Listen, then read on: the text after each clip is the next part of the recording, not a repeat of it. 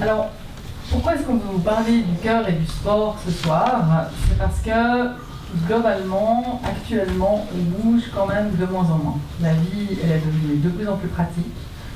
Il y a des ascenseurs partout, des escalators partout. Même pour aller au fitness, vous voyez, on peut prendre l'escalator avant d'aller faire son sport.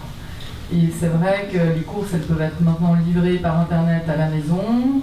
Le téléphone, on n'a plus besoin de se déplacer pour y répondre. Il est dans la poche ou devant nous, grâce au téléphone portable. Pour les loisirs aussi, de plus en plus, il y a les jeux vidéo, et puis tous les réseaux sociaux. Toutes ces choses-là, en fait, font que les gens se déplacent moins. Et globalement, on bouge moins. Alors,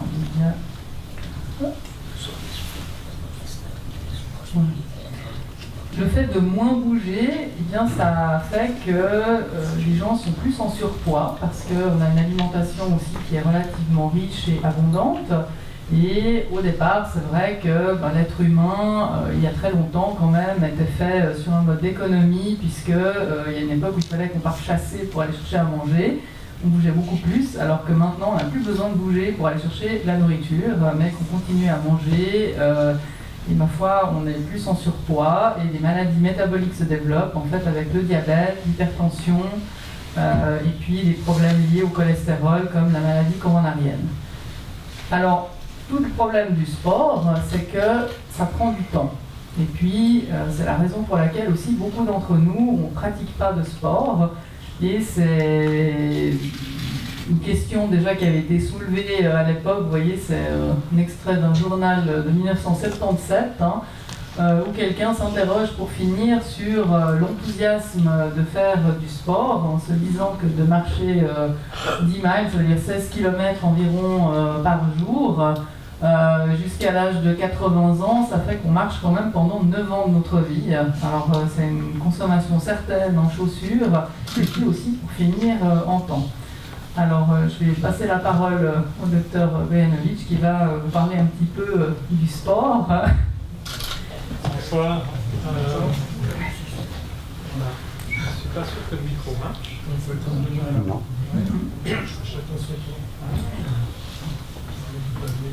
Est-ce que le bien il marche aujourd'hui en fait? Voilà. Alors.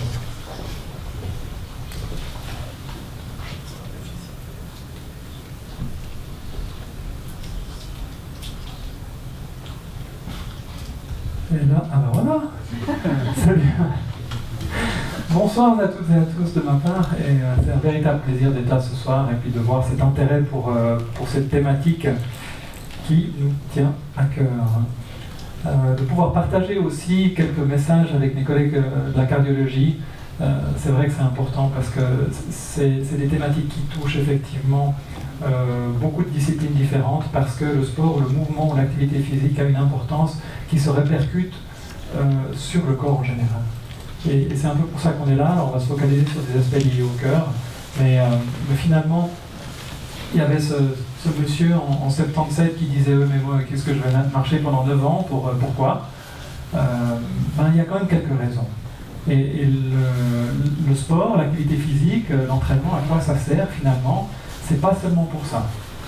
D'accord? C'est pas seulement pour le fitness, et puis c'est pas seulement pour faire des six-packs et des abdos, etc. Il y a quand même 2-3 autres éléments qui sont importants. Et ça, je pense qu'il faut qu'on le précise. En fait, le mouvement sert à maintenir ou à améliorer les capacités physiologiques du corps. Et elles sont nombreuses. Je dis maintenir parce que c'est vrai qu'avec les années, elles vont diminuer. Donc il y a pas mal de nos capacités qui naturellement, avec les années, vont diminuer. On a un peu moins de masse musculaire, on a un peu moins de capacité cardiaque, on a un peu moins d'endurance, on a une capacité à se mouvoir qui va se réduire. Par contre, on peut le maintenir, et étonnamment, on peut aussi le maintenir, l'améliorer à pratiquement tous les stades. Alors l'entraînement, il permet plusieurs choses, et puis aujourd'hui, évidemment, ce qui nous réunit, c'est le cœur. Ça veut dire quoi? Ça veut dire d'améliorer la capacité cardiaque, d'améliorer la santé du cœur, d'améliorer la longévité, d'éviter ou de limiter le risque de certaines atteintes qui sont liées au cœur. Et comme vous le savez, le cœur et les maladies cardiovasculaires touchent tout le corps entier, c'est pas seulement le cœur. Donc voilà, certainement pour le cœur. Aussi pour la performance, c'est sûr. Et ça fait partie aussi de mon job en tant que médecin du sport, de poser la question, de répondre aux attentes de performance de certains de mes patients, qu'ils soient avec un objectif de battre le record du monde du marathon, ou bien qu'ils aient un objectif de se remettre en mouvement après de nombreuses années de sédentarité, du surpoids, un peu de peine à souffler en prenant un étage d'escalier. C'est la performance aussi, d'être capable de faire quelque chose qu'on n'arrivait pas à faire avant et de voir quel chemin on va prendre pour y arriver. C'est aussi une forme de performance qui est peut-être un petit peu plus inclusive, un petit peu plus transgénérationnelle, pour dire que l'entraînement ou le maintien de l'activité physique va permettre à une famille, à plusieurs générations, d'aller faire une balade en forêt et de partager des moments à plusieurs. Et le partage, il est très important là aussi. Sans condition physique, sans répétition de mouvements et d'activités, ça, à un moment donné, ça devient plus possible pour certains membres de la famille. Et c'est dommage. Et puis évidemment, ça peut aussi amener à une capacité de mouvement assez extraordinaire, même à un âge avancé. Et on a de nombreux exemples de personnes au-delà de 80, voire 90 ans, qui pratiquent du sport, cette fois-ci avec de l'entraînement, et qui montrent que les capacités ne sont pas forcément ce qu'on pensait, à savoir à décliner au fil des années, mais qu'on pourrait certainement faire de bonnes performances. Et puis le bonheur ou le bien-être, les sensations de vivre bien sont aussi liées à la capacité physique. Le dernier élément que je mentionne ici, c'est que ce n'est pas seulement bon pour le cœur, mais c'est aussi bon pour la tête, tant au niveau du moral, de l'humeur, mais aussi au niveau de la capacité cérébrale, des fonctions cognitives. Elles sont maintenues, voire améliorées, quand on a une bonne capacité physique, donc une bonne capacité cardiaque et une bonne circulation sanguine. Alors du coup, le cœur, je commençais par le cœur, je te repasse la parole pour son rôle. Moi je dois m'éteindre. Comme ça, je ne peux pas l'interrompre si jamais. Bien pensé. Merci. Alors, pourquoi est-ce que le cœur, c'est important dans le sport? Parce que le cœur, il sert de pompe. C'est vraiment ça qui va permettre de distribuer l'oxygène dans tout le corps. Et pourquoi l'oxygène? Parce que l'oxygène, c'est vraiment le carburant qui sert en fait pour fabriquer de l'énergie pour les muscles. Et si on n'arrive pas à amener l'oxygène dans les muscles, eh bien on n'arrive pas en fait à générer, enfin les muscles n'arrivent pas à avoir le carburant pour l'énergie nécessaire pour contracter le muscle. Et c'est vraiment à ça que le cœur va servir, et c'est la raison pour laquelle il va s'adapter aussi lors de l'effort. Au repos, en moyenne, chez quelqu'un de corpulence moyenne, le débit cardiaque est autour de 5 litres par minute. Chez un sportif, lors d'un effort intense, ça peut être multiplié, vous voyez, par 5 jusqu'à 7 fois, de 25 à 30-35 litres par minute. Donc il a une capacité d'adaptation qui est énorme. Et ça va passer aussi par une augmentation, par exemple, de la fréquence aussi du cœur. C'est pour ça aussi que votre fréquence cardiaque, en fait, s'accélère lorsque vous faites un effort. C'est pour permettre, en fait, la pompe va travailler plus vite et donc elle va délivrer, en fait, beaucoup plus de sang et beaucoup plus d'oxygène, en fait, aux muscles. Et ça va permettre aux muscles d'avoir le carburant nécessaire pour créer l'énergie qui va contracter les muscles. Et les performances physiques, elles vont vraiment dépendre à la fois donc, de l'apport en oxygène, donc de la pompe.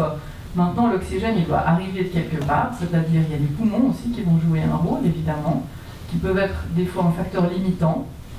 Si on a des maladies pulmonaires qui empêchent un bon échange au niveau respiratoire de l'oxygène, et puis aussi évidemment la masse musculaire. Si quelqu'un a beaucoup de muscles ou peu de muscles, eh bien évidemment ça va changer aussi les performances physiques. Alors je repasse la parole à mon collègue qui va vous parler des performances. Et je suis de nouveau en ligne. Voilà. Donc, ouais, cette pompe, c'est un muscle, hein. C'est un muscle qui va aider à amener l'oxygène aux muscles, entre autres, et aux tous les autres organes. Maintenant, quand on parle de capacité de mouvement, quand on parle de performance physique, eh ben, c'est beaucoup les muscles qui vont être impliqués, ça c'est clair. Mais avant tout, le cœur est un muscle, et c'est un muscle qui s'entraîne aussi. Donc pour qu'il soit capable de pomper plus, alors plus vite, il sait le faire, hein, déjà même sans entraînement, même chez les tout jeunes, il pompe facilement très vite. Mais surtout, il peut grandir de taille et il peut avoir une meilleure capacité à se contracter, donc ça devient un muscle un peu plus fort, et qui peut expulser plus de sang et faire circuler plus de sang pour aider à faire transiter cet oxygène du poumon à travers le cœur, à travers les vaisseaux, jusqu'aux différents organes, pour les faire vivre, et aussi pour les faire fonctionner mieux, comme pour les muscles. Donc, il y a une chose qu'on entend, des fois, c'est la VO2 max. Qui a déjà entendu parler de VO2 max? Quelques mains timides qui se lèvent, donc un petit peu plus.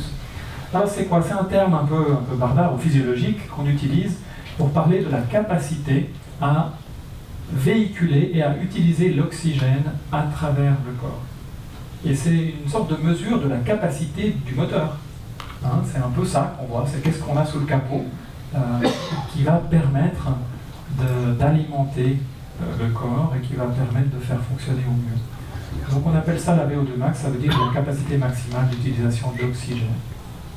Alors, comment ça marche? Eh bien, le docteur Stempfli vous l'a dit tout à l'heure, c'est les poumons qui sont le véhicule premier de l'oxygène d'abord, parce qu'il n'y en a pas les poumons, ben, on ne va pas avoir d'oxygène. Et puis après, cet oxygène passe dans la circulation, dans le cœur, il est expulsé à travers les différentes cavités du cœur pour partir dans les vaisseaux sanguins et ensuite aller vers ce qu'on appelle la périphérie, vers les muscles. Et là, mieux on alimente et mieux on utilise l'oxygène qui est transporté, plus on va pouvoir faire des contractions musculaires rapides, plus fortes et plus longtemps. Donc on va pouvoir courir plus vite et on va pouvoir courir plus longtemps, par exemple. Mais évidemment qu'on a toujours besoin d'une certaine réserve d'oxygène qui va ailleurs, parce qu'il y en a un autre là-haut qui a quand même besoin de commander un petit peu les choses. Et on sait là aussi que dans l'effort, plus l'effort se prolonge, par exemple, si le cerveau ne suit pas, s'il n'a pas assez d'oxygène, ça ne va pas bien se passer. Donc ça, c'est le corps qui va réguler un petit peu où part le sang pendant l'effort. Et on peut augmenter, comme l'a dit le Dr. Stempfli, de nombreuses fois son volume habituel de débit, son débit cardiaque, pendant l'effort. Et c'est là que les cartes brouillent un petit peu. C'est là que ça se passe des fois. Quand je vous parlais tout à l'heure de performance par rapport à la photo d'Eliud Kipchoge qui a fait une performance extraordinaire en courant un marathon en 1h59 et 40 secondes, un peu factice, parce qu'il avait une voiture devant lui, des lièvres, etc. Dont un Genevois, Julien Vanders, un coureur genevois qui faisait partie des lièvres pour ses performances extraordinaires.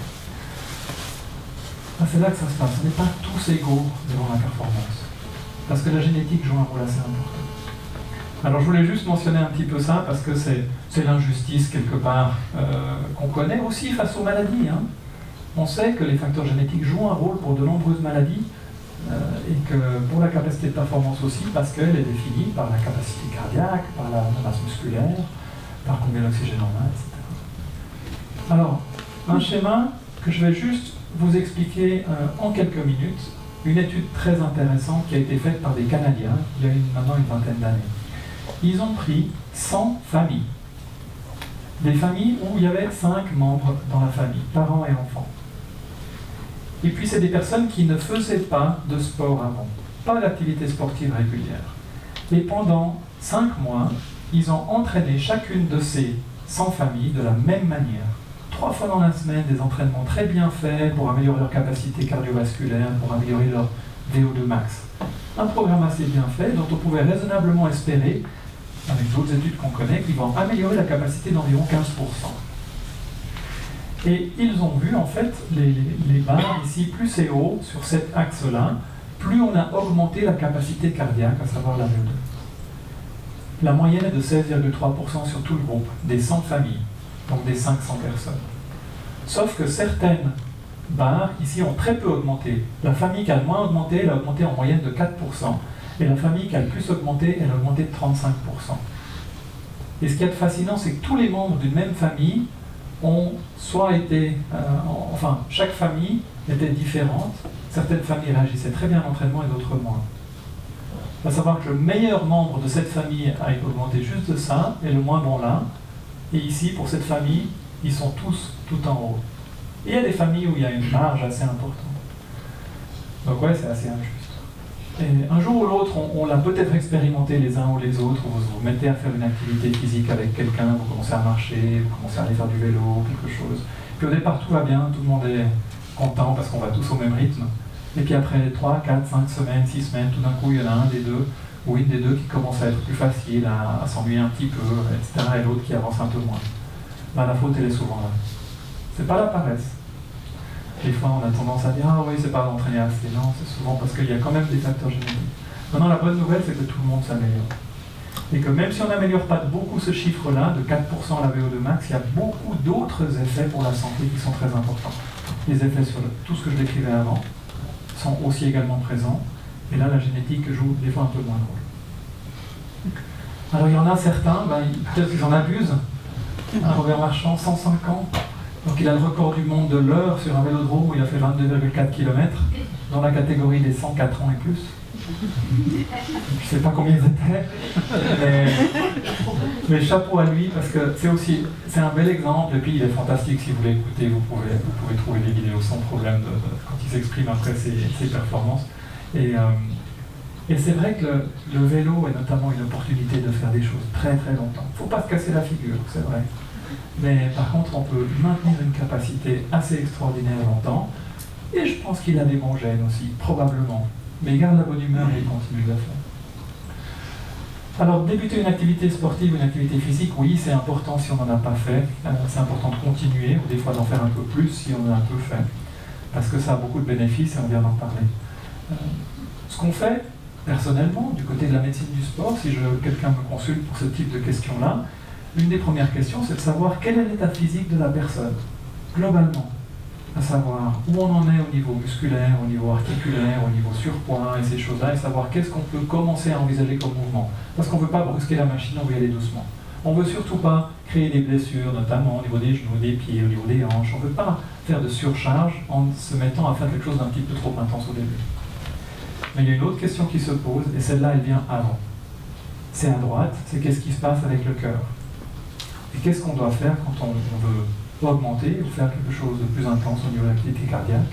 Et là, je passe la parole au docteur Tony.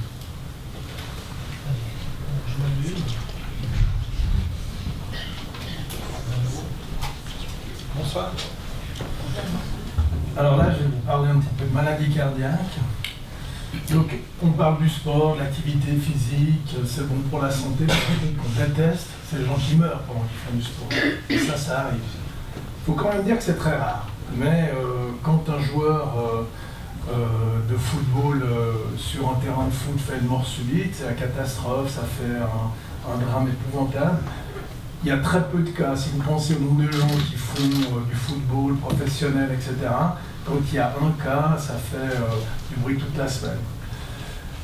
Au niveau du sport amateur, là, si on prend par exemple là, le marathon de Montréal, il y a un homme de 24 ans qui meurt, 1 kilomètre. À Paris, un accident, on voit qu'il y a... Voilà, c'est là. L'événement est très rare. Vous voyez ici le registre qui a été utilisé, 3,3 morts subites pour 100 000 participants en 2015, c'est vraiment très peu de choses. Pourquoi le cœur s'arrête? En fait, il y a une activité électrique du cœur qui est coordonnée avec une partie haute du cœur qui doit se contracter avant la partie basse, de manière à ce que ça se remplisse bien avant de bien se vider. Tout ça, c'est organisé de manière automatique, on n'a pas besoin d'y penser. Mais lorsque le cœur est en souffrance, par exemple parce qu'il est porteur d'une maladie cardiaque de base, et l'activité physique, durant l'activité physique, on a comme mécanisme accélérateur l'adrénaline. On est en train d'allumer, on a une boîte d'allumettes dans un salon de feu d'artifice, et si on a un substrat et qu'on fait une activité physique, on risque de faire un arrêt cardiaque. Ça, c'est une arythmie complète, c'est une mort électrique. Quelles sont les maladies cardiaques qui prédisposent à... En fait, qui contre-indiquent la pratique du sport? Alors, là, on va faire deux groupes différents. Moi, je m'occupe beaucoup des sportifs d'élite, les footballeurs de la région, les basketteurs, etc., avec la médecine du sport. Par exemple, quand un joueur arrive aux Servettes, il vient ici pour être évalué par l'équipe et après, il a une évaluation cardiologique, soit par moi, soit par l'équipe de cardiologie. Il ne signe pas le contrat tant que nous, on n'a pas donné le feu vert et qu'on n'a pas fait un électrocardiogramme et surtout une échographie. les grandes maladies qui provoquent la mort subite chez les jeunes, c'est d'abord les problèmes de muscle cardiaque qui est trop épais, ce qu'on appelle la cardiomyopathie hypertrophique. C'est une maladie génétique avec la structure contractile de base du cœur qui est insuffisante, et pour pouvoir continuer à fonctionner, le muscle devient trop épais. Pourquoi ça provoque une mort subite? C'est parce que ce muscle-là, il est malsain, et lorsqu'il est soumis à trop de stimulation ou à trop de pression, justement, l'arythmie démarre dans une partie du cœur et ça fait un arrêt cardiaque. On a une autre, alors la cardiomyopathie hypertrophique, c'est une des maladies qui cause le plus d'arrêt cardiaque aux États-Unis. Les basketteurs, par exemple, les basketteurs de couleur, sont souvent porteurs de ce type de maladie. En Europe, on a une autre maladie qui s'appelle la dysplasie du ventricule. C'est une infiltration graisseuse d'une partie du muscle cardiaque. On a beaucoup de cas comme ça en Italie du Nord. On ne connaît pas encore exactement quelle est l'origine de cette maladie, mais c'est le même problème, c'est que le muscle il devient malsain et qui devient instable à risque de faire une arythmie. On peut avoir des problèmes qui sont des problèmes congénitaux, c'est-à-dire des problèmes de développement durant la phase fœtale, avec les valves qui peuvent être malades. Ça, c'est la valve aortique qui est la valve principale à la sortie du cœur. Si cette valve, elle s'ouvre mal, elle s'ouvre de manière insuffisante, vous voyez, le cœur, il doit déjà pomper pour faire circuler le sang, et en plus, il a un obstacle. Ça, c'est une maladie qui n'est pas très fréquente, mais qu'il va falloir détecter. Justement, l'échographie permet de le faire. On a une autre maladie sur la valve mitrale. La valve mitrale, c'est la valve d'entrée du cœur, je l'ai dit avant. Partie haute du cœur, la valve mitrale, le sang descend dans le ventricule, la valve aortique. Le circuit, c'est ça. Si on a un obstacle ici, ben on comprend bien qu'il y a une surcharge. Si on a un obstacle ici, on a une surcharge en amont, au niveau des oreillettes.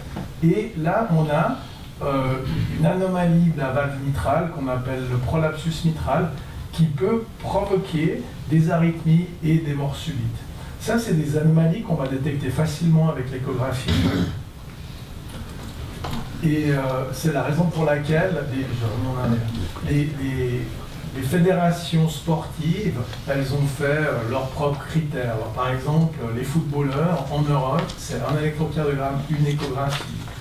Les basketteurs, il y a l'électrocardiogramme, l'échographie, et les hockeyeurs, la même chose.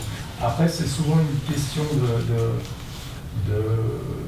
d'argent qu'on a envie d'investir pour pouvoir dépister des pathologies. Quand il y a quelques années, on avait fait des électrocardiogrammes à tous les juniors du Servette, entre 12 et 16 ans. Alors, ça faisait 300 enfants qu'il fallait dépister. Sur les 300 électrocardiogrammes, on a trouvé 3 pathologies. Malheureusement, c'est des enfants à qui on a dû demander d'arrêter la carrière sportive. Ils peuvent continuer à faire du sport amateur, mais ils ne peuvent pas devenir sportifs d'élite. Ça fait des drames épouvantables, mais d'un autre côté, je veux dire, on ne peut pas se permettre de prendre des risques, surtout avec les jeunes. Le muscle cardiaque, il est nourri par les artères du cœur qu'on appelle les artères coronaires. Elles partent, là on a le muscle, là on a l'aorte, le vaisseau principal, là on a la valve aortique dont je vous parlais, et on a 3 artères coronaires qui nourrissent le cœur. Chez les jeunes, on va dire jusqu'à 35 ans, lorsqu'il y a un problème au niveau des artères coronaires, c'est des malformations, c'est des départs aberrants de coronaires. Vous voyez, ici, on a une vue par-dessus les valves, on est à ce niveau-là, on voit par-dessus. On a la valve aortique, la valve pulmonaire, et normalement, la coronaire elle doit partir une devant, une derrière. Et s'il y en a une qui part au milieu, au moment où l'activité physique se fait, l'artère pulmonaire et l'aorte se dilatent, et ça peut comprimer l'artère en question et provoquer un manque d'oxygène au niveau du muscle cardiaque, qui lui d'autant plus est soumis à une stimulation maximale parce qu'on fait du sport. À partir de 35 ans, les pathologies, les morts subites, elles sont principalement dues à l'artériosclérose. L'artériosclérose, c'est la sclérose des artères. En 2 mots, ça veut tout dire, quoi. Vous avez au niveau d'une artère une partie musculaire, et à l'intérieur, vous avez une espèce de douanier, ici qu'on appelle l'endocarde, qui lui va s'encrasser avec le cholestérol, avec le diabète, avec la fumée du tabac, l'hypertension. Et ça, malheureusement, c'est un cercle vicieux parce que dès que l'inflammation commence, l'obstruction va grandir et ça va aller vers l'intérieur du vaisseau, parce que le vaisseau il ne peut pas se dilater vers l'extérieur, à moins qu'on fasse une intervention thérapeutique, jusqu'au moment où la tension sur cette zone est trop importante, elle se rompt et ça caillote et ça provoque l'infarctus. Si vous caillotez grosse artère en plein effort, vous risquez bien de faire une mort subite. Là, on entre dans des choses qui sont un peu plus rares, mais qu'on doit dépister avec l'électrocardiogramme. On peut avoir, au niveau de cette activité électrique du cœur, dont je vous ai dit qu'elle est parfaitement coordonnée, on peut avoir des anomalies, soit de court-circuit à l'intérieur du cœur, qui permettent de démarrer des arythmies en court-circuit, et d'autant plus que, comme vous êtes inondé d'adrénaline à l'effort, vous risquez d'avoir plus d'événements comme ça. On peut avoir d'autres maladies qui sont plus rares. Il y a eu une mode avec le syndrome de Brugada. C'est un tout petit peu compliqué à expliquer simplement. La seule chose, c'est qu'il y a des cellules qui ont des canaux qui sont pathologiques et qui risquent de dégénérer en arythmie. Ça se détecte facilement avec un électrocardiogramme. Alors là, je passe la parole à ma consoeur. Je vais m'éteindre. Tac. Ah non, c'est celui-là. Oui, c'est pas bon.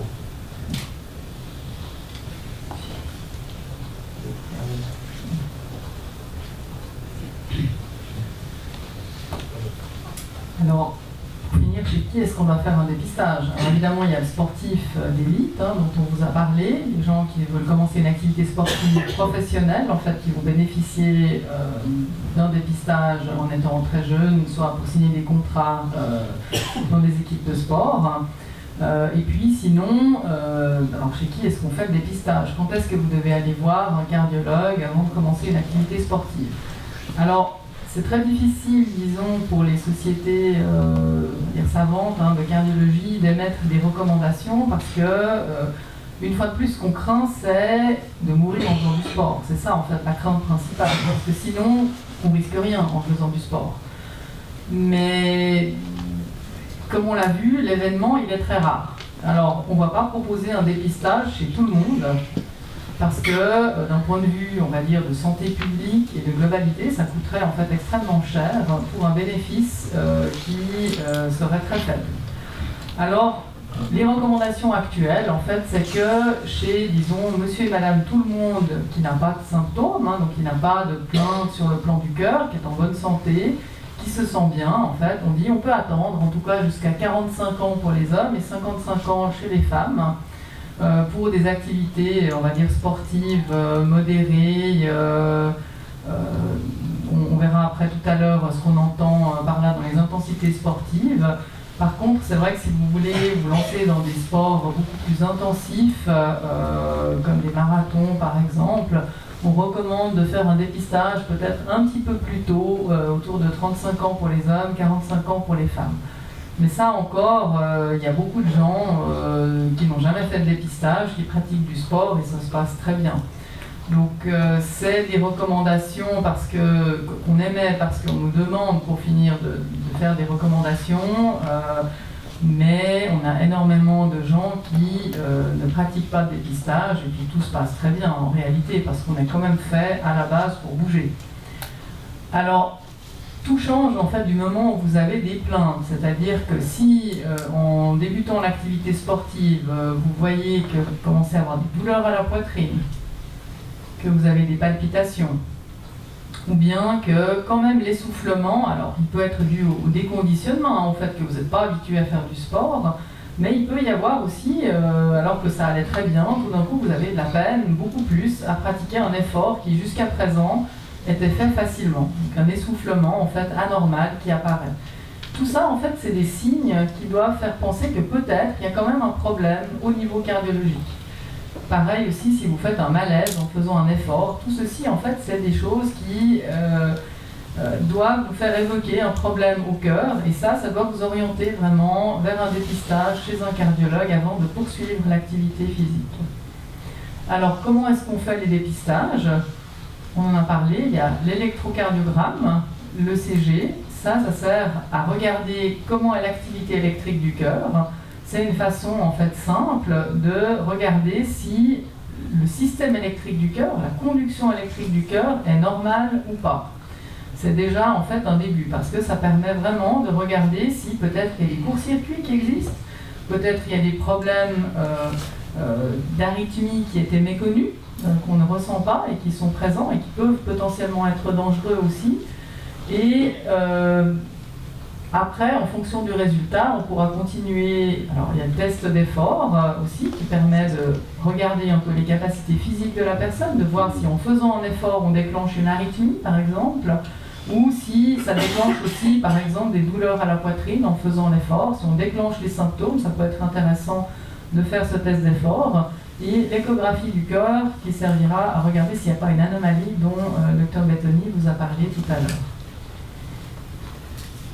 Alors, ici, vous avez deux illustrations en fait de ces tests. Peut-être certains d'entre vous les ont déjà pratiqués ou les connaissent. Ici,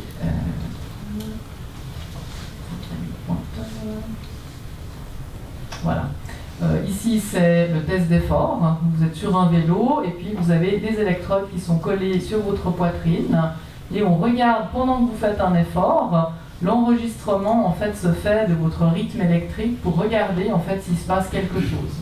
Ça permet aussi de dépister, bien que ce ne soit pas le meilleur test, mais ça permet aussi de dépister la maladie coronarienne en regardant en fait s'il n'y a pas certaines anomalies qui apparaissent à l'électrocardiogramme qui seraient un reflet d'un manque d'oxygène au niveau du muscle cardiaque.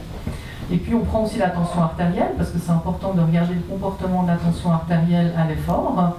Et puis ici, vous avez l'exemple d'un examen combiné, en fait, où on fait pédaler les gens et puis on regarde en même temps le cœur. Alors ça a l'avantage de pouvoir analyser à la fois la structure du cœur et aussi de regarder si l'apport en oxygène au niveau du muscle du cœur est suffisant pendant l'effort. Et c'est un reflet indirect de la maladie coronarienne, qui est donc la cause la plus fréquente de mort subite après 35 ans. Il y a d'autres modalités possibles que cette échographie d'effort, la scintigraphie myocardique, l'IRM de stress. En fait, certains d'entre vous ont peut-être déjà eu ces tests.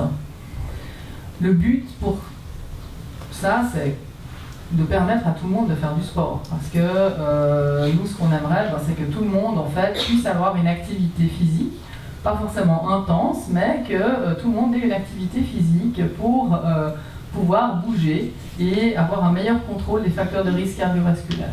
Alors, disons, on vous a mis ici en résumé un peu les différentes maladies qui peuvent limiter certains types de sports. L'hypertension, beaucoup d'entre vous en fait connaissent cette maladie ou sont traités pour. Si elle est bien contrôlée, on n'a pas de limitation particulière par rapport à l'effort physique. La maladie coronarienne, si elle a été traitée, si en fait la partie de l'artère qui est rétrécie a été traitée en mettant à l'intérieur ce qu'on appelle un stent, ces petits ressorts qui permettent de réouvrir l'artère, et que l'apport en sang et donc en oxygène est suffisant au niveau du muscle du cœur, vous n'aurez pas de limitation non plus pour faire du sport, même du sport d'intensité forte. Pour les pacemakers, les problèmes principaux, et pareil pour les défibrillateurs, c'est les sports de contact. Là, en fait, on est obligé quand même de demander au patient ce qu'il veut faire comme sport, parce que si vous faites un sport de combat, le boîtier du pacemaker que vous avez sous la peau, si on lui tape dessus, il risque de ne plus fonctionner. Et il y aura des problèmes, en fait, même des insertions de son, des problèmes vraiment mécaniques liés au coup sur le boîtier. Et donc, il faut quand même choisir le type de sport que vous souhaitez faire. Et d'autre part, il faut bien comprendre que certains sports sont plus dangereux si vous perdez connaissance. C'est-à-dire que si vous êtes tout d'un coup au milieu d'une piscine et que vous perdez connaissance parce que vous avez un problème d'arythmie cardiaque, eh bien le risque il est beaucoup plus grand que si vous êtes simplement en train de courir pour finir et que vous faites un malaise parce que quand vous courez, vous tombez et vous pouvez continuer à respirer. Dans la piscine, si tout d'un coup vous ne vous sentez pas bien, vous risquez quand même de vous noyer. Le défibrillateur, on doit limiter les efforts des fois à cause de la charge d'adrénaline qui est liée au sport, qui va favoriser les arythmies et donc favoriser peut-être en fait la survenue de chocs électriques dans ce contexte. Et d'autre part, ça peut aussi favoriser la survenue de chocs qu'on appelle inappropriés, c'est-à-dire des chocs en fait qui ne sont pas désirés, mais c'est un petit peu les limites technologiques actuelles de ces boîtiers de pacemakers spéciaux qui sont des défibrillateurs.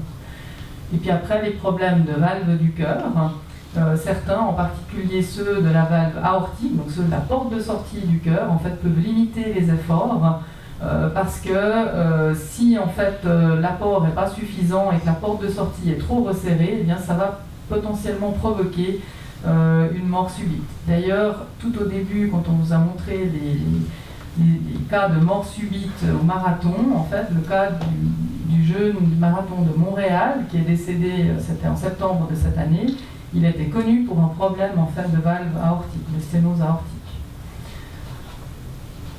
Pour les gens qui ont été déjà opérés du cœur, c'est vrai que là, la situation est un petit peu plus spéciale. Si vous avez une prothèse valvulaire cardiaque, c'est vrai qu'on recommande en tout cas une activité modérée. Et après, pour les activités beaucoup plus intenses, je pense que c'est possible, mais il faut être bien encadré.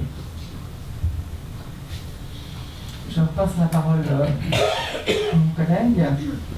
Merci. Alors, comme nous l'a dit le docteur Echtenfli, effectivement, s'il y a un problème qui est présent, on doit adapter.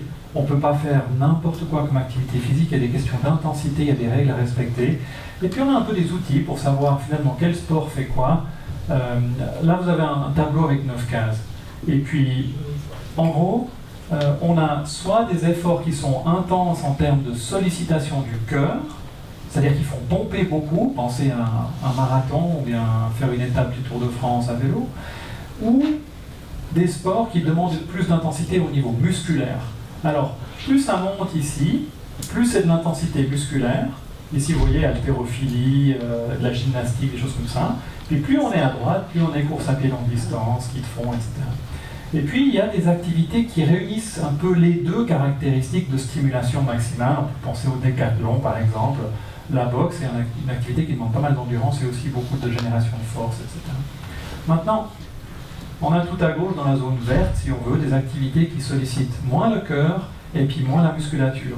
Alors vous avez vu ici billard, bowling, cricket. Alors je vous garantis que les fans de cricket, on n'en a pas beaucoup chez nous, ça se fait pas trop, mais quand on leur montre ça, ils disent non mais vous comprenez pas du tout ce que c'est le cricket. Hein. Je dis eux ils le mettent là-haut, hein. Et ils ont raison. Hein, ça c'est probablement des... non c'est un Américain qui a fait le tableau je crois à la base. Ils font pas de cricket chez eux, donc voilà. Donc tout est relatif, mais ce que ça veut dire, c'est que nous, on peut se baser, après discussion avec les spécialistes qui connaissent bien la pathologie cardiaque qui est présente, et de mon côté, en discutant des typologies des différents sports, de dire, écoutez, on peut se positionner un petit peu là au milieu, par exemple, un monsieur de 70 ans qui aurait un problème cardiaque, je peux lui conseiller de faire de la natation synchronisée. Ouais, non, enfin, pas. Mais on peut trouver le sport qui va convenir le mieux, et après, pour chaque sport, on doit définir l'intensité quand même. Hein, parce qu'il y a courir, courir et courir, il y a courir le marathon, il y a faire un petit peu de jogging léger, on va être ici, donc on peut varier un petit peu de choses. Mais on doit s'appuyer sur une connaissance des profils physiologiques des différents sports, des demandes, pour faire une activité. Ça, je vais passer. Quand le sport ne va plus, parce que c'est bien joli aussi, hein, tout ce qu'on vous dit. Alors il ne va pas plus parce qu'il y a des arrêts cardiaques à chaque fois, il y a quand même... c'est rare, on l'a dit assez, hein, il faut le souligner, je pense c'est rare, on est là pour essayer que ce soit encore plus rare, bien sûr, mais c'est rare. Mais des fois ça va pas. Et moi je vois souvent des gens qui viennent me consulter parce qu'ils disent « Ah mais j'arrive plus, j'avance plus, je faisais ça avant, maintenant j'arrive plus, mais avant c'était à 35 ans, maintenant j'en ai 55, qu'est-ce que vous pensez docteur ?» D'abord, on va voir où sont les attentes. Si vous avez les mêmes attentes qu'à 35 ans, peut-être c'est par là qu'on va commencer. Et des fois, c'est un peu ça le problème, parce qu'on voit des gens qui sont dans un état d'épuisement, et puis ils ressentent des palpitations, de la peine à souffler, puis on se dit, est-ce que c'est le cœur? Et première chose, on va s'assurer que c'est pas le cœur. Et pour ça, on a besoin de travailler ensemble. Mais après, souvent, on se rend compte que c'est pas vraiment le cœur le problème, et que des fois, si on prend un chemin ici d'entraînement au fil du temps, plus on est haut sur cette ligne-là, plus on est performant, en guillemets. Quand on s'entraîne, admettons qu'ici je fais un entraînement, je fais une activité sportive, je me fatigue un petit peu, donc je suis un petit peu moins performant à la fin. Hein, si vous avez fait 1 heure de marche d'un bon pas, à la fin vous êtes un peu fatigué, c'est normal. Puis vous rentrez à la maison, vous mangez, vous récupérez, vous dormez, le lendemain vous êtes mieux. Puis quand on répète ça quelques fois, on alterne ces cycles de fatigue liés à l'entraînement qui sont normaux, de récupération et d'augmentation de la capacité physique, de la condition physique. Et tout le corps s'adapte, le cœur s'adapte, les muscles s'adaptent, le cerveau s'adapte à l'effort, et ça va mieux. Sauf que des fois, les gens ils font trop vite. Et ils font un entraînement, et ils ne récupèrent pas assez, le lendemain on y retourne, et on ne récupère pas assez, on accumule la fatigue, et on ne dort pas assez, parce qu'on a beaucoup de boulot, parce qu'on a la famille, parce qu'on veut en plus s'entraîner pour faire un marathon, etc., etc. Et finalement, c'est un peu la descente aux enfers, et on se retrouve là, et on n'avance plus. Alors des fois, quand les choses vont moins bien, c'est parce qu'il y a un problème cardiaque sous-jacent qu'on doit détecter, ou il y a une autre maladie, ou il y a des carences, des choses comme ça, ça arrive. Mais souvent, c'est aussi parce qu'on doit pouvoir conseiller les gens correctement. Et ça, c'est aussi notre job, c'est une fois qu'on a identifié les problèmes de santé, après c'est de conseiller la poursuite ou la reprise de l'activité sportive de manière raisonnée, qui peut amener à une bonne progression. Et là, que ce soit l'athlète élite qui va aux Jeux Olympiques, ou que ce soit la personne qui veut commencer à marcher pour faire 4000, 5000 pas par jour alors qu'elle n'en faisait pas beaucoup avant, c'est les mêmes principes. C'est juste la dose qui change un petit peu, mais les principes de progression et de respect de comment le corps progresse sont les mêmes. Et puis là, j'ai juste envie de prendre un petit peu les jumelles et de regarder dans le futur. Et dans le futur, qui est aujourd'hui, c'est toujours comme ça, le futur il est aujourd'hui, il faut qu'on regarde autour de nous, ça évolue, il y a beaucoup de choses qui évoluent. Et puis on est dans un monde où tout devient connecté, où tout est enregistré, tout est noté, tout est quelque part dans le cloud, y compris toutes vos données ou les données des personnes qui sont équipées de montres, de gadgets, qui enregistrent la fréquence cardiaque, qui enregistrent les pas, qui enregistrent les mouvements, qui enregistrent le GPS, qu'est-ce qu'il fait, où vous êtes, qu'est-ce que vous faites, qu'est-ce que vous avez acheté, qu'est-ce que vous pensez bientôt, peut-être. On a tous ces outils-là, on les utilise beaucoup en fait, parce que les gens les ont et parce qu'ils sont utiles. Mais il faut savoir les utiliser. Et on peut suivre certains patients, les suivre en guillemets, on est amis avec eux sur leur plateforme mobile de montres connectées, et puis on peut les encourager à faire quelques pas de plus, ou à dire « Ah, vous avez fait 4500 pas hier, c'est bien, c'est 500 de plus que la semaine passée, en moyenne c'est super, continuez, c'est très bon pour votre santé, c'est une bonne progression. » Et on fait ça entre consultations des fois. Et puis ces outils évoluent encore plus, et aujourd'hui on a des outils qui permettent de mesurer un signal d'électrocardiogramme. Alors j'ai envie de demander à mes collègues cardiologues qu'est-ce qu'ils en pensent si on mesure l'électrocardiogramme à son poignet pendant qu'on est en train de faire une activité. Alors, qu'est-ce qu'on peut répondre à ça Je dirais que les nouvelles montres, il y a 2 nouvelles montres qui sont validées pour... Là, vous m'entendez ou bien ? Non, il faut que j'allume. Non, j'allume. Alors, là, il y a 2 nouvelles montres qui ont été validées pour la recherche d'une arythmie qu'on appelle la fibrillation auriculaire, avec lesquelles on a des très bons résultats. Je dois dire qu'en 2 mois, on a fait 3 diagnostics qui ont permis de confirmer le diagnostic, la prise en charge, avec ce qui est des montres qui prennent la pulsation cardiaque. Il y a beaucoup de problèmes lorsque c'est uniquement pris sur le poignet, ça marche beaucoup mieux avec la ceinture. Ça nous arrive assez souvent que les gens viennent nous montrer leur graphique, on nous en regardait, j'ai fait ma course à pied, j'étais à 280 par minute, et c'est pas possible quoi. Et puis, donc ces montres sont bien parce que elles permettent de s'encourager, elles permettent de mesurer que vous voyez votre progression. Ça, c'est les montres qui sont sur ce côté-là. Pour ce qui est de l'Apple Watch et puis de la Wheezing, on a poussé des patients à acheter plutôt la Wheezing parce qu'elle est moins chère. Mais je dois dire qu'on a fait 3 diagnostics chez des gens qui ont des palpitations depuis longtemps. Mais là, on n'est plus dans un cadre d'entraînement, on est dans un cadre médical. Nous, on avait des technologies où on pose des appareils, où on peut enregistrer le cœur pendant 10, 20, 30 jours. Il faut coller les électrodes et les placer. Ça permet de faire les diagnostics d'arythmie. Là, je ne vous parle pas du suivi de la performance. Je vous parle d'un diagnostic médical de quelqu'un qui a possiblement une arythmie et qu'il faut pouvoir détecter pour pouvoir la traiter. L'avenir, oui, je pense que c'est des technologies d'avenir. Là, on a quand même comme problème le fait qu'on enregistre l'électrocardiogramme que sur un une dérivation. Donc quand le tracé est mauvais, ça devient difficile à interpréter. Oh, il faut qu'on accélère parce que si on veut répondre aux questions et profiter de l'apéro... Voilà, c'est bon.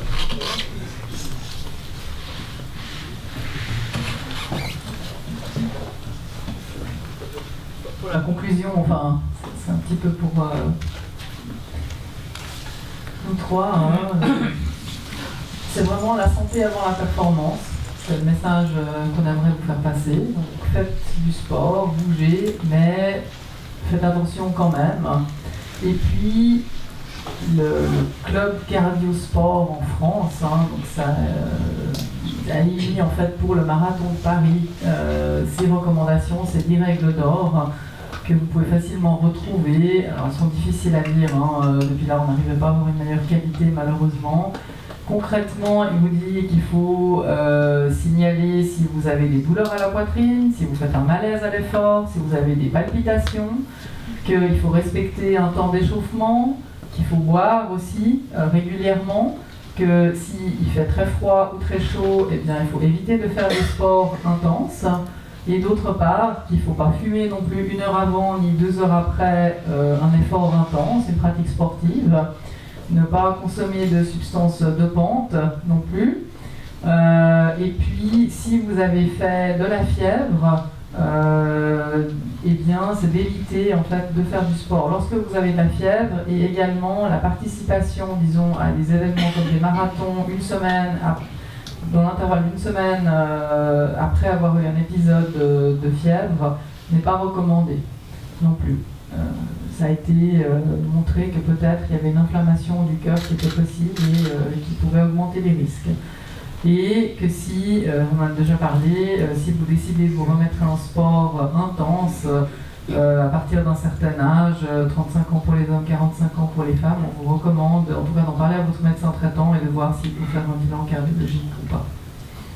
Voilà, je vous remercie pour votre attention. On va passer aux questions.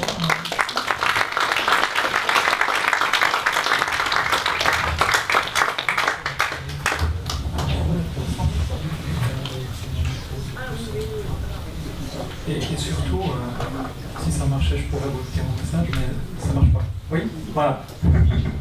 Bah, bougez, hein. Bougez surtout. Et en fait, ce qu'il ne faut pas faire, c'est ce que vous faites ce soir, c'est-à-dire rester assis pendant des heures. Donc, on se rajoute vos questions.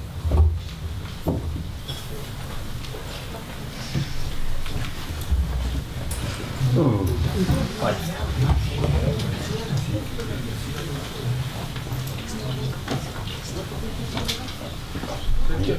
On garde dans le micro pour répondre, on doit rallumer à chaque fois l'oreillette.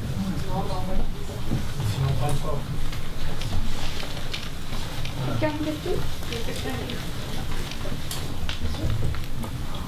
Bonsoir mesdames, bonsoir Nancy. Vous avez parlé de l'âge 45-80. Actuellement j'ai 87 ans. Je suis à ma 17e course de l'escalade. Mon seul problème, c'est lorsque je vois le battement cardiaque qui commence à 100 et normalement il arrive à 151. Alors, j'ai essayé de voir qu'est-ce qu'il faut comme battement. Les uns me disent 200 moins l'âge, les autres 200 moins l'âge. Est-ce que c'est 220 ou 200? C'est ça la question. C'est le seul élément qui m'inquiète. Magnifique. D'abord, c'est fantastique, et puis vous commencez par dire qu'à 87 ans, vous pratiquez encore cette activité. Et votre problème est un faux problème finalement. On devrait pouvoir vous aider assez facilement avec votre problème. La réponse à votre question, c'est ni l'un ni l'autre. C'est vrai que c'est des formules qui nous donnent une idée sur l'amplitude de battement cardiaque qu'on peut avoir, jusqu'où on peut aller au maximum.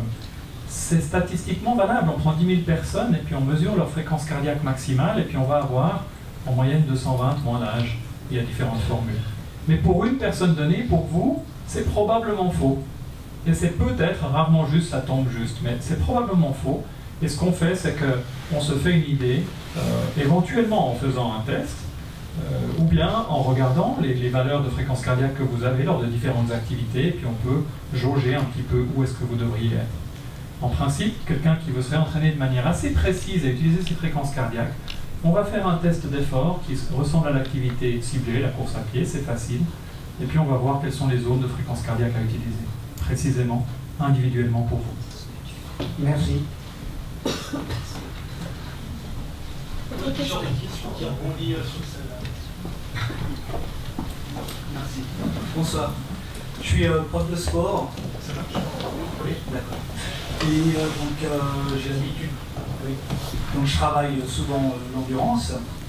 Et puis il y a un problème qui m'interroge. On fait un test avec les capteurs de 30 minutes. On demande aux élèves de courir donc une fréquence entre 165 175, ou voire plus, hein, mais le minimum devrait être à 165. Et j'ai un élève cette année qui avait 195 pulsations au bout de 30 minutes de moyenne, un maximum de 205. Et ça arrive souvent que des élèves soient très hauts. Là, c'était particulièrement très haut et je ne sais pas quoi lui dire, quoi penser. Moi, je lui dis, un peu comme vous avez dit, qu'il y a la statistique, et lui, il est en dehors de ça. Mais là, cette valeur-là, elle me paraît extrêmement élevée. Et il est bien, il n'est pas spécialement essoufflé. Alors, comme je dis tout à l'heure, avec les capteurs, on peut avoir ce qu'on appelle du d'oversensing, c'est du surcaptage. Surtout chez les jeunes qui sont assez maigres et qui sont assez sportifs, les potentiels sont élevés et la plupart des cas qu'on nous réfère, c'est des erreurs. Il a quel âge votre sportif? Alors là, il a 16. Ouais. Bon, il est encore jeune, mais ils ont une demi-heure à 205 par minute, si c'est vrai, c'est pas bon. 195. Oui, même 195 pendant une demi-heure, donc c'est pas une fréquence cardiaque. Alors, à mon avis, il doit y avoir une erreur dans le capteur. Nous, quand on parle de rythme cardiaque, on est comme Judas, on va tracer. Quand on a vu le tracé, on commence à discuter. Là, ça m'étonne. Là, c'est juste ça capte la fréquence cardiaque, mais ça n'enregistre pas le tracé. Après, c'est possible qu'il fasse de l'arythmie aussi. C'est-à-dire que tout d'un coup, il part sur un rythme cardiaque anormal, la raison pour laquelle il reste très élevé pendant très longtemps, jusqu'au moment où le rythme cardiaque redevient normal. C'est pour ça qu'on a besoin du tracé. Mais est-ce que je vous conseille d'aller faire un test dans une situation comme ça? Non, je ne l'ai pas entendu. Moi, je pense que si... Oui, je pense qu'il faut qu'il fasse un test. Il faut qu'il fasse un test d'effort avec un tracé rythmologique et qu'on le mette sur le vélo. Moi, je vous dis, des gens viennent me dire, ah, j'étais à 220 pendant 1 heure, je le mets sur le vélo, ils n'arrivent pas à aller plus vite que 150. Ça ne marche pas. Et très probablement, c'est le... Mais c'est possible, il faut lui faire un électrocardiogramme et un test d'effort rythmologique pour mesurer ses fréquences. Et puis après, pour revenir sur 220 moins l'âge, les zones cardio, etc., nous, on s'occupe des malades du cœur à qui on essaie de donner envie de refaire du sport. Ce qu'on essaie de donner comme message, c'est le sport, il faut que ça vous fasse plaisir. Il faut que vous ayez envie de le faire. Et l'idée que je fais du sport, je souffre, je me fais du bien, elle est fausse. Quand tous ceux qui ont fait la réadaptation cardiaque avec moi durant ces dernières années, on avait beaucoup travaillé là-dessus. Quand vous faites du sport, si vous faites de l'activité cardio, le premier signe, c'est que vous devez pouvoir parler avec votre partenaire. On dit, ben, allez faire du vélo avec votre copain, et puis quand vous n'arrivez plus à parler, vous descendez les vitesses parce que vous êtes déjà sorti de la zone cardio. Et on veut que vous fassiez ça, si possible 30 minutes par jour, pour vous faire du bien, pour faire baisser la tension. Et bon, ici, il y a très peu de gens qui iront aux Jeux Olympiques de Tokyo, quoi. Disons, si vous faites du sport, faites-le pour vous faire du bien, pour vivre plus longtemps. Oui? Je vous entends. 4 questions. Oh là là. Bon, la première question, c'est quel est le meilleur moment, le moment idéal de la journée pour pratiquer le sport? Ça sera... Quand vous avez envie. Il n'y a pas de... Voilà, c'est bien. Est-ce que c'est pas au lever de soleil, coucher de soleil, je ne sais pas. Alors ça, c'est... Ah, votre problème. Docteur Bettany a totalement raison, hein, c'est quand vous avez envie. Je rentre du congrès de la Société suisse de médecine du sport la semaine passée, dont je fais partie. Et on a eu une présentation sur la chronobiologie et quel moment est plus propice à la performance sportive. D'accord ? Parce qu'on s'intéresse aux JO, à Tokyo, à Rio, etc. Comment est-ce qu'on peut faire ? Les résultats des courses, je vous le donne, on ne sait pas. On ne sait pas. Ça dépend. Donc probablement que, même scientifiquement, c'est au moment où vous en avez le plus envie, où en fait c'est le plus propice. Et puis après, si la logistique elle ne correspond pas avec le moment où vous avez envie, il faut trouver le juste milieu et puis trouver le moment où en fait vous pouvez aussi le faire. Voilà, la deuxième question, c'est il y a des personnes qui consomment des protéines là, qui se vendent sur le marché. Qu'est-ce que vous en pensez et quelles sont les conséquences sur les muscles cardiaques?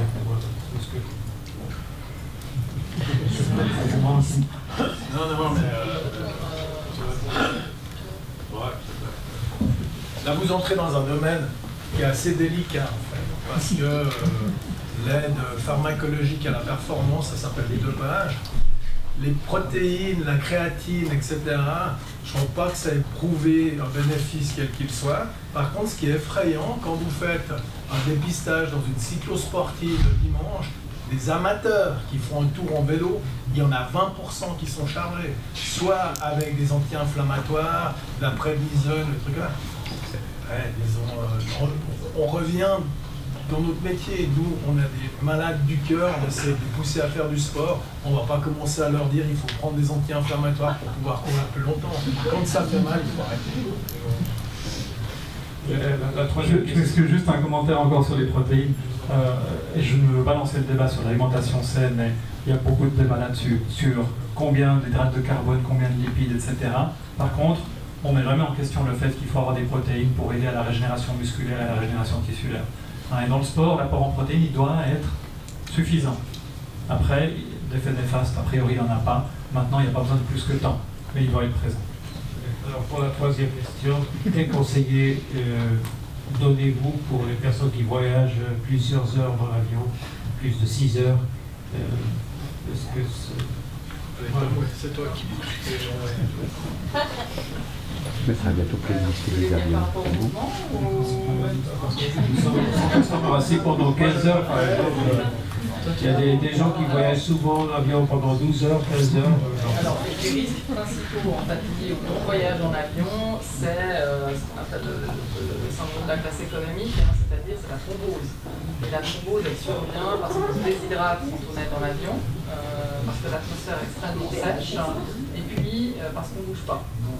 Alors, c'est vraiment c'est la raison pour laquelle en fait, les compagnies d'aviation encouragent de bouger et puis surtout vous distribuent de l'eau régulièrement. Et donc il faut surtout bien vous hydrater, parce qu'il faut bien comprendre que dans l'avion vous êtes en altitude, à peu près à 2000 mètres d'altitude, et puis après vous avez la technique des mouvements. On peut que vous encourager de vous lever et puis de faire quelques mouvements, d'activer la touche veineuse principalement parce que c'est elle en fait qui est responsable des caillots sanguins pour empêcher les embolismes. Une dernière question, à part la fréquence cardiaque, est-ce qu'il y a d'autres paramètres physiologiques simples qui permettent de contrôler l'activité physique? Je dirais l'essoufflement, simplement, disons, de mesurer certaines choses. En fait, on serait étonné de savoir que chez les athlètes, la plupart du temps, on utilise peu les moyens technologiques, on utilise le ressenti. Comment ils ressentent l'effort, et en fait, on utilise même des échelles très précises de 1 à 10, pour dire à 10, ils sont à fond, ils sont à bloc, ils n'en peuvent plus, à fond. Et puis 2, c'est la petite balade.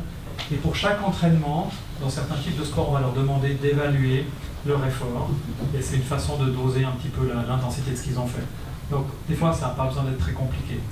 Et souvent, c'est chez les jeunes, quand ils apprennent à se connaître, on va utiliser un peu de la technologie, mais après, ils se connaissent et ils n'ont plus besoin de ça.